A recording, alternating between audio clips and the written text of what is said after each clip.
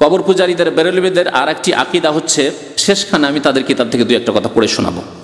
আর একটি আকিদা হচ্ছে যে যত আম্বিয়া এবং রসুল ছিলেন আর শেষ নবী মুহাম্মদ সাল্লাল্লাহু আলাইহি ওয়াসাল্লাম তাদের প্রথম সারিতে, আর যত আউলিয়া কেরাম রয়েছেন সবাই আলেমুল গাইব, সমস্ত অদৃশ্যের কথা জানেন, এমনকি ক্ষুদ্র থেকে ক্ষুদ্র কথা জানেন, অতীতের, বর্তমানের, ভবিষ্যতের, এমনকি এই কিতাবে আছে লৌহে মাহফুজের খোঁজ খবর পর্যন্ত জানেন।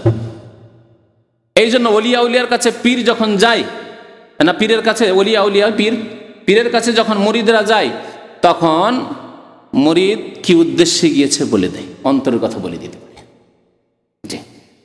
আর মুরিদ কি সমস্যা নিয়ে গেছে তাও বলে দিতে পারে যে আপনি এই সমস্যা নিয়ে এসেছেন। তারপরে মুরিদের ভাগ্যে হয়তো ছেলের জন্য গিয়েছে, ছেলে মেয়ে হচ্ছে না, বিয়ে শাদী করে ছেলে মেয়ে হচ্ছে না, রোগ ভালো হচ্ছে না, রোগ ভালো হবে কি হবে না, না এই রোগে মরে যাবে, ছেলে মেয়ে পাবে না, তাও নাকি লৌহে মাহফুজ কাশফের মাধ্যমে দেখে বলে দিতে পারে যে হ্যাঁ লৌহে মাহফুজ, আলেমুল গায়ব যেহেতু লৌহে কালাম সব কিছুর খবর রাখে, তো লৌহে মাহফুজ দেখে বলে যে হ্যাঁ তোমার নামে ছেলে নেই। তারপরে বড় পীরের নামে বাংলায় যে জীবনীটা লেখা আছে, উর্দুতেও আছে, আমার কাছে উর্দুটা আছে, বাংলাটা ছিল খুঁজে পাচ্ছি না, আছে কোনো জায়গায় হয়তো, কারণ অনেকে যারা তওবা করে সেই কিতাবগুলো আমি আলহামদুলিল্লাহ দেশ থেকে নিয়ে আসার প্রয়োজন হয়নি, এই বইটি নিয়ে আসার প্রয়োজন হয়নি, খুঁজতে হঠাৎ করে পেয়ে গেলাম এই কবর পূজারীদের একটা বই। তো এই বইগুলো সংগ্রহ রাখলে মাঝে মাঝে কাজে আসে যারা দিনের দাওয়াতি কাজ করে তাদের, যাতে করে অস্বীকার না করতে পারে। আর এরা অস্বীকারও করেন না, বুক ফুলিয়ে তারা স্বীকার করে এই আকীদাগুলি। তো ওই আব্দুল কাদের জিলানীর জীবনীতে লিখেছে যে তার এক মুরিদ ছিল, যেই মুরিদের ছেলে সন্তান সন্ততি হবে না, লৌহে মাহফুজে লেখা আছে হবে না, তারপরে সে তকদির পাল্টি দিল, আল্লাহ দিতে বাধ্য হয়ে গেল বড় পীরের কথা শুনে। তো ইলমে গায়ব মানে অদৃশ্যের কথা আল্লাহ ছাড়া পৃথিবীতে আর কেউ জানেন না, এমনকি ফেরেশতাদেরকে যতটুকু ক্ষমতা দেওয়া হয়েছে ততটুকুই জানেন, তার বেশি তারা জানেন না। প্রিয় নবী সাল্লাল্লাহু আলাইহি ওয়াসাল্লাম গায়বের খবর জানতেন না, অদৃশ্যের খবর যদি জানতেন তাহলে তিনি আগেই জেনে নিতেন অন্তরের কথা তায়েববাসীর, যে তায়েববাসীর একটিও লোক মুসলমান হবে না, বরং আমাদের উপর জুলম অত্যাচার করবে, রক্তে রক্তিত করে দেবে আমাদেরকে মারধর করে, সেখানে গিয়ে অপমান হইতে হবে, লাঞ্ছিত হইতে হবে। কখনো তিনি তাইফে যেতেন না, ঠিক কিনা? নবী করিম সাল্লাল্লাহু আলাইহি ওয়াসাল্লাম গেলেন, সেখান থেকে ফিরে আসলেন। ওহদের যুদ্ধে মুসলমানরা হতাহত হলো, ক্ষতিগ্রস্ত হলো। কেন? আল্লাহর নবীর একটি কথা বিরোধিতা করে দেওয়ার জন্য। ইচ্ছা করে হয়তো করেননি, তারা যুক্তি দেখেছেন যে আর তো যুদ্ধ শেষ হয়ে গেছে, সেই সময় ক্ষতিগ্রস্ত হয়েছে। নবী করিম সাল্লাল্লাহু আলাইহি ওয়াসাল্লাম যদি আলেমুল গায়ব হতেন তাহলে জানতেন যে এই যে 50 জনকে এখানে এই যে জাবালে রোমাতে পাহাড়ের উপরে নিযুক্ত করলাম, এরা আমার কথা শুনে থাকবে না, তাহলে আরো কোনো ব্যবস্থা নিতেন তিনি, বা এরা নেমে যাচ্ছে সাথে সাথে তিনি ব্যবস্থা নিতেন। কিছুই জানেন না, অতর্কিত হামলা পিছন দিক থেকে, খালিদ বিন ওয়ালিদ তখনও কাফেরদের নেতা, কমান্ডার, পিছন দিক থেকে এসে ঘিরে নিল, আর সামনের দিক থেকে যারা পালাচ্ছিল কাফের তাদেরকেও ডাক দিল যে এসো পেয়ে গেছি। দুই দিক থেকে পিষে দেওয়ার মতো মুসলমানদেরকে পিষে দিল, সাথে সাথে কয়েক মিনিটের মধ্যে 70 জন সাহাবায়ে কেরাম শহীদ হয়ে গেলেন। নবী করিম আলেমুল গায়ব হয়ে এসব কাজ করেছেন।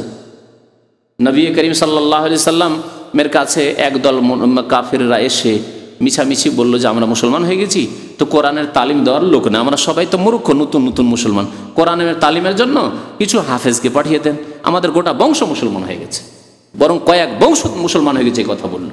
বুখারী শরীফের হাদিস রয়েছে, মুসলিম শরীফে রয়েছে।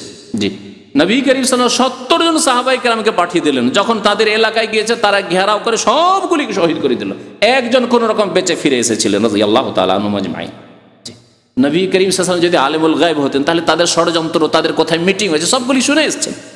শুনে আসার পরে, খোঁজ খবর রাখার পরে, সব জানার পরে এইভাবে সাহাবায়ে কেরামদেরকে পাঠিয়ে দিবেন কাফেরদের হাতে? হ্যাঁ, জীবন দেওয়ার জন্য? কখনো না। নবী করিম সাল্লাল্লাহু আলাইহি ওয়াসাল্লাম যদি আলেমুল গায়ব হতেন, মা আয়েশা রাদিয়াল্লাহু তাআলা আনহা সম্পর্কে মুনাফিকরা মিথ্যা অপবাদ দিয়েছিল। 1 মাস ধরে নবী করিম সাল্লাল্লাহু আলাইহি ওয়াসাল্লাম সন্দিহান ছিলেন, কি জানি হতেও পারে, মানুষ মাত্র ভুল হতে পারে। একবার গিয়ে আবু বকরের কাছে পরেশান, একবার গিয়ে উসমানের কাছে পরামর্শ চাইছেন, একবার গিয়ে ওমরের কাছে, একবার গিয়ে আলীকে বলছেন আচ্ছা বলো তো আয়েশা সম্পর্কে কি জানো, তোমাদের মত কি, তোমরা কি কোনোদিন খারাপ কিছু দেখেছো? আলেমুল গায়ব সব জানছেন যে এগুলি সব মিথ্যা রটনা, সব এগুলি সব রচনা করেছে, ষড়যন্ত্র করেছে, তাহলে কি করে পরামর্শ নিতে যাবেন, আবার সন্দিহান থাকবেন? একবার এসে বলছেন মা আয়েশা রাদিয়াল্লাহু তাআলা আনহার কাছে, তিনি অসুস্থ হয়ে পড়েছেন এই খবর শুনে। বলছেন, আয়েশা, যদি তুমি গুনাহ করে থাকো, ইন কুনতি আলমামতি বিযামবিন, তুমি যদি গুনাহগুলি করে থাকো, ফাতুবি ইলাল্লাহ, তওবা করো, আল্লাহ পাক রব্বুল সমস্ত গুনাহ খাতা মাফ করে দেবে, স্বীকার করে নাও। সুবহানাল্লাহ। মা আয়েশা বলছে, আমি কি জবাব দেবো, এর জবাব কোনো খুঁজে পেলাম না। তখন বললাম যে আমি আর কিছুই বলতে পারছি না। যদি আমি বলি যে আমি সত্যি আছি, তবুও আপনাকে বিশ্বাস করাতে পারবো না। আর যদি আমি বলি যে না, আমার দ্বারা গুনাহ হয়েছে, তাহলে আল্লাহই ভালো জানেন যে আমি গুনাহ করিনি, তাহলে বলবো কি, আমি কি কথা বলে আপনাকে বিশ্বাস করতে পারবো? আমার কাছে আর কোনো কথা নেই, একমাত্র ওই কথা ছাড়া, ইউসুফ আলাইহিস সালামের পিতা ইয়াকুব আলাইহিস সালাম যে কথা বলেছিলেন সেই কথা ছাড়া আর আমার কাছে কোনো কথা নেই। ফাসাবরুন জামিল ওয়াল্লাহুল মুস্তাআনু আলা মা তাসিফুন। 1 মাস ধরে সন্দিহান। সূরা নূরের আয়াত নাযিল হলো, বেশ কয়েকটি আয়াত নাযিল হলো, 12টি আয়াত নাযিল হলো। আল্লাহ পাক রব্বুল স্পষ্টভাবে ঘোষণা করলেন যে আয়েশা রাদিয়াল্লাহু তাআলা পুত পবিত্র, এবং তিনি সমস্ত রকমের মিথ্যা রটনা থেকে একবারে পাক সাফ, তিনি সতী।